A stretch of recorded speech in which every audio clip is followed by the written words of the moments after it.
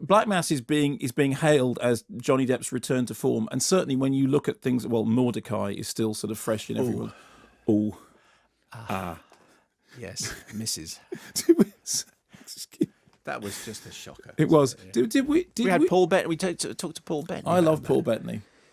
Even he couldn't say loving Paul Bettany isn't enough to make me. No, and his name in Mordecai was, let's not forget, Jock Strap. I had forgotten Mordecai until you reminded me.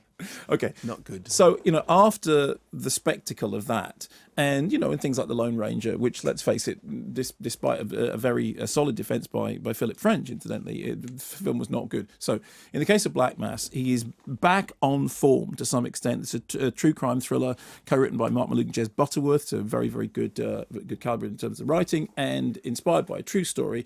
Johnny Depp plays James Jimmy Whitey Bulger, a Southie hood in Boston. Southie hood. Southie, yeah, he's from the Southie. They're from Southie as opposed to Northie. Okay. Are there Easties and Westies? There are. I'm sure there are, but they don't feature in this. And so basically, the story is that he is allowed to carry on with all manner of criminal activity for two reasons. One is that his brother, played by Benedict Cumberbatch, is the president of the Massachusetts State Senate. The other is that a childhood friend, they all grew up together, called John Connolly, who now works for the FBI, has returned to Boston, to Southie, and wants to cut a deal with James Whitey Bulger to get his cooperation to bring down other crims while allowing him to flourish. Here's a clip. You got 2 minutes. All right, I'm gonna cut right to it. I have it on very good authority that Gennaro Angiulo is planning to have you murdered. Is that so? And how does he plan to achieve that? That's the kind of information that my side gets. And that's the kind of information that we can provide. John, do you know what I do to rats? It ain't ratting, Jimmy. It's an alliance. An alliance between me and the FBI? No, between you and me. I can help you, Jimmy, and you can help me. I'm not trying to clean up Southie. I love this place. I'm interested in the North End. I'm interested in the Mafia, and I bet you are too.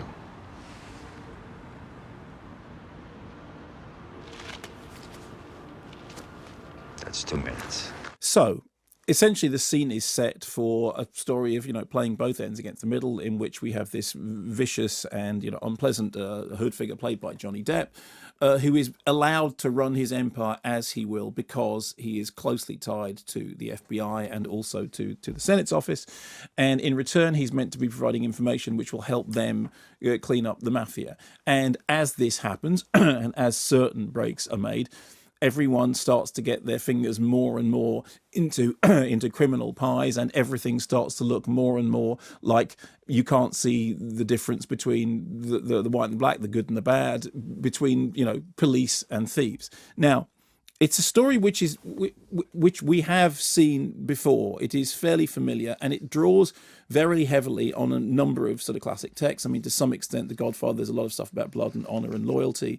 Goodfellas is quite clearly a sort of reference point. In fact, there's one moment, I think a savage misstep, in which they end up doing a riff on Joe Pesci's Funny How scene, pretty much from Goodfellas, which is very, very dangerous ever to invoke that. I'm not sure that it was deliberate, but there is a scene which looks very, very much like Funny How. In terms of Johnny Depp's performance, there's a strange thing going on there, which is that I've always thought that Johnny Depp was actually a very fine physical actor. If you look at his, his whole thing when he started out was his big... Buster Keaton was his great idol. He was very interested in silent comedy, and he loved the Fast Show as well. I know, but that's much later on. I'm talking about sort of very, very early on when he was first. He started out doing sort of teen TV, but when he first started working in cinema, when he was doing Benny and June and that sort of thing. Actually, Benny and June isn't a great film, but it is very much about his love of that old physical comedy. And some of his finest performances, if you look at Fear and Loathing in Las Vegas, which is not a film which is liked very much, but you look at the way in which he contorts his body, which is exactly like those illustrations that accompany the Hunter Thompson novel. If you if you look at something like Dead Man, which is almost a silent film that just happens to have speaking, if you look at a movie like Ed Wood, these are all physical performances. And I think he is a very fine physical performer. In terms of the hair and makeup, what they've done with him is, firstly, they've tried to make him look like James Whitey Bulger. At the end of the film, there is a sort of montage of surveillance footage and, news images, that sort of thing, which sort of recap what you've just seen, show you how close what you've seen is to reality. And in doing this, they've attempted to give him an Edge of the Vampire about him, this kind of deadly pull. I think, to be honest, they've overshot, and occasionally they end up hitting Gary Oldman in Dracula with the full, the sticky out bits at the side of the head and the licking the cutthroat razor. I think, to be honest with you, it is a little bit wiggy. There's a very, very thin line when it comes to hair and makeup between being, naturalistic and being a little bit wiggy, and this does become a little bit wiggy. The other problem with the film is it's very much a boy's own affair. The characters, very fine actors such as Juno Temple, are thoroughly thrown away. There's nobody, as far as the female part's concerned, there's none of the resonance of, for example, Lorraine Bracco's character in Goodfellas or Diane Keaton's character in the Godfather movies. That said, it all rattles along pretty smoothly. It tells a story that, as I said, is not unfamiliar, but it tells it efficiently and well.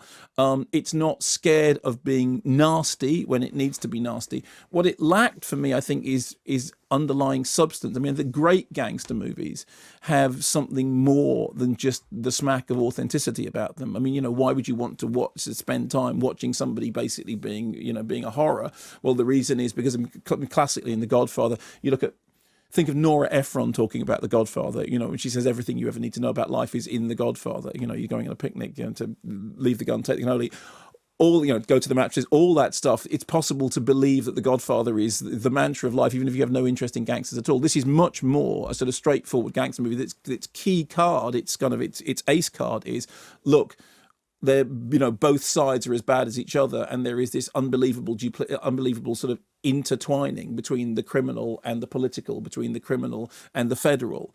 Well, that's fine, but that is something that I think we're kind of all fairly aware of. It just sort of post-Watergate malaise, which is that we kind of believe that everybody's, and that's not a particularly new idea. I mean, that idea goes back to the French Connection and obviously way back before that.